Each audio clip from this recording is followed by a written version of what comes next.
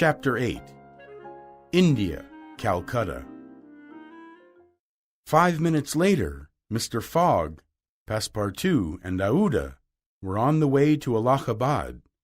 During this journey, the young woman learned the story of her successful escape, about her night in the temple, about Passepartout, and the fire.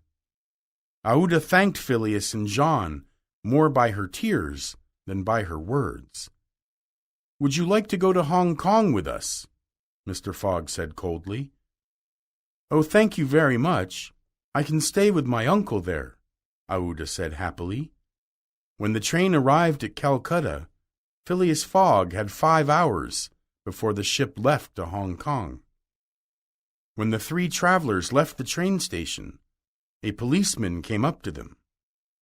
"Mr. Phileas Fogg?" "Yes." "Is this man your servant?" "Yes." "Please follow me," he said, and took Mr. Fogg, Jean, and Aouda to court. Soon a judge came in. "Phileas Fogg?" "I am here." "Passepartout?" "I am here." Then the door opened and 3 people in long orange clothes came in. Passepartout's eyes opened wide. "These are the ones who stole my shoes in Bombay Temple." "You have broken the Indian law. Nobody can wear shoes in Indian temples. And as a proof, here are your shoes," the judge said, and put them on his desk. "My shoes!" cried Passepartout, and Detective Fix smiled. Yes, Mr. Fix was in the courtroom. He knew his business very well. He had been to the temple in Bombay and spoke to the people in orange clothes. They came to Calcutta with the detective to get money.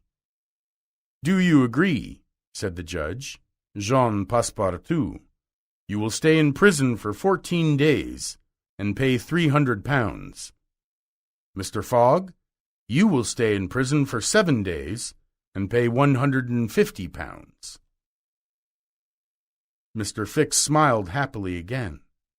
"I am sure the warrant for Mr. Fogg's arrest will arrive before then." Passepartout felt terrible. "It will ruin the journey." Mr. Fogg stood up and said coldly, "I offer bail." "It is your right. The bail is £2,000, said the judge. "I will pay it," said Phileas Fogg, to the horror of Mr. Fix. And he took a packet of banknotes out of his bag and put it on the desk. "Let us go," said Phileas to Jean and Aouda. "But they must give me back my shoes," cried Passepartout angrily. "What expensive shoes!" he said, and put his shoes on. "More than £1,000 each, and they are not very comfortable." The 3 travelers left the court, and Mr. Fix followed them. I want to see what they will do next. They took a carriage and reached the port to take the ship to Hong Kong. The detective stamped his feet angrily. "He is gone, and £2,000 have gone too. The robber. I will follow him to the end of the world and take him back to England."